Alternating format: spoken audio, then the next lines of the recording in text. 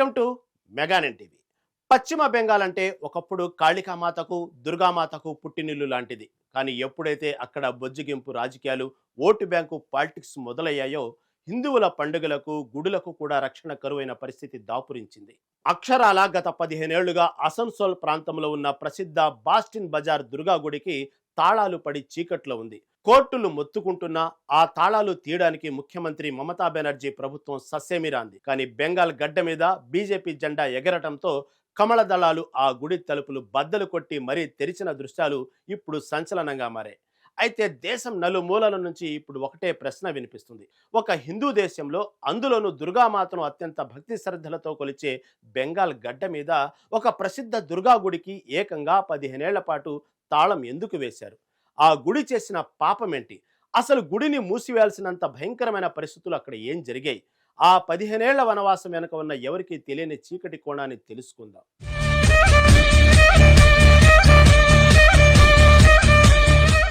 ఈ కథ అర్థం కావాలంటే మనం 2 దశాబ్దాల వెనక్కి వెళ్ళాలి.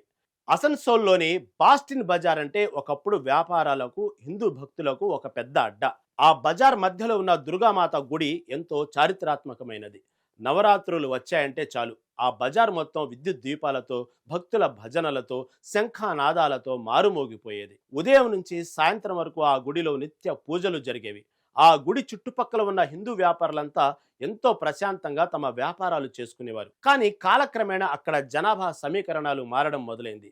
సరిగ్గా అక్కడి నుంచే దుర్గామాత గుడికి కష్టాలు మొదలయ్యాయి. ఏ ప్రాంతంలోనైనా ఒక వర్గం జనాభా సడన్ గా పెరిగిపోతే అక్కడ కల్చర్ డామినేషన్ మొదలవుతుంది. బాస్టిన్ బజార్ చుట్టుపక్కల మెల్లమెల్లగా మరో వర్గం వారి జనాభా విపరీతంగా పెరిగిపోయింది. దీంతో ఆ ప్రాంతంలో దుర్గామాత గుడిలో గంటలు మోగించడం, హారతి సమయంలో శంఖం ఊదడం, పండుగలకు ఊరేగింపులు తేవడం లాంటివి ఆ కొత్తగా వచ్చిన వర్గానికి కంటగింపుగా మారాయి.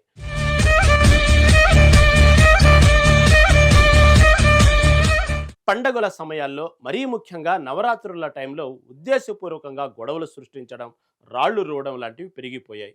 దీంతో తరచుగా ఆ బజార్లో మతపరమైన టెన్షన్లు చెలరేగడం ఒక రొటీన్గా మారిపోయింది. 2 వర్గాల మధ్య గొడవ జరిగినప్పుడు తప్పు చేసిన వారిని పట్టుకుని శిక్షించి గుడికి భద్రత కల్పించాల్సిన బాధ్యత పోలీసులది, ప్రభుత్వానిది. కానీ అప్పట్లో ఉన్న సర్కార్ ఒక భయంకరమైన కుట్రపూరితమైన డెసిషన్ తీసుకుంది. గొడవలు సృష్టిస్తున్న ఆ నిర్దిష్ట వర్గం ఓట్లు బెంగాల్ పాలిటిక్స్ లో చాలా కీలకం. వారిని అరెస్ట్ చేస్తే ఓటు బ్యాంకు గల్లంతవుతుందని భయపడ్డారు. దానికి వాళ్ళు ఎంచుకున్న సులువైన దారి ఏంటంటే సమస్యకు కారణమవుతున్న గుడినే మూసేస్తే సరిపోతుంది కదా అని డిసైడ్ అయ్యారు. లా అండ్ ఆర్డర్ కంట్రోల్ చేయడం మా వల్ల కాదు కాబట్టి భద్రతా పేరు చెప్పి ఏకంగా దుర్గామాత గుడికి భారీ తాళం కప్పలు వేశారు.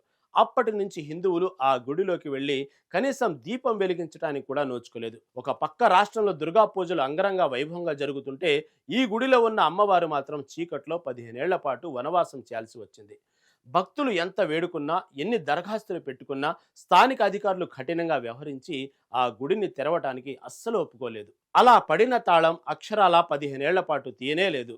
ప్రభుత్వాలు మారాయి. మమతా బెనర్జీ నేతృత్వంలోని టీఎంసీ పవర్లోకి వచ్చింది. కానీ ఆ గుడి తలుపులు మాత్రం తెరుచుకోలేదు. ప్రభుత్వాలు వినకపోతే సామాన్యులకు ఉన్న ఒకే ఒక్క ఆయుధం న్యాయస్థానం. ఈ అన్యాయంపై హిందూ సంఘాలు కలకత్తా హైకోర్టు మెట్లెక్కాయి. సుదీర్ఘ పోరాటం తర్వాత అన్ని ఆధారాలను పరిశీలించిన ఉన్నత న్యాయస్థానం ఒక సంచలన తీర్పు ఇచ్చింది. వెంటనే ఆ దుర్గామాత ఆలయాన్ని భక్తుల కోసం తెరవాలి, హిందువుల ఆరాధన హక్కును కాలరాయకూడదని బెంగాల్ ప్రభుత్వాన్ని, పోలీసులను తీవ్రంగా మందలించింది.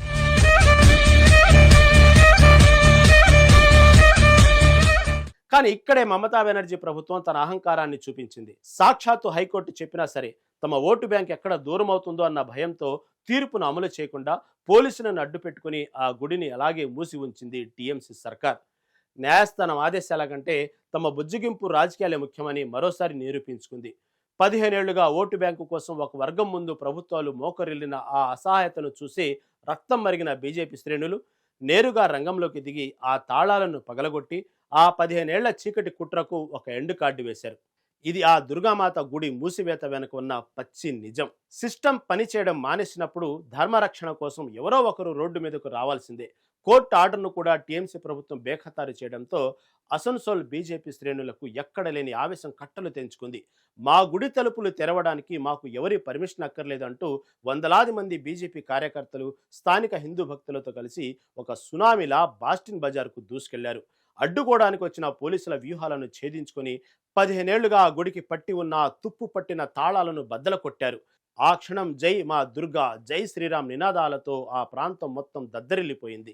15 ఏళ్ల తర్వాత అమ్మవారి విగ్రహానికి దీపారాధన జరుగుతుంటే అక్కడున్న భక్తుల కళ్ళల్లో నీళ్లు తిరిగాయి. ఈ ఒక్క దెబ్బతో బెంగాల్ రాజకీయాల్లో బీజేపీ ఒక హిస్టారికల్ స్టేట్మెంట్ ఇచ్చింది.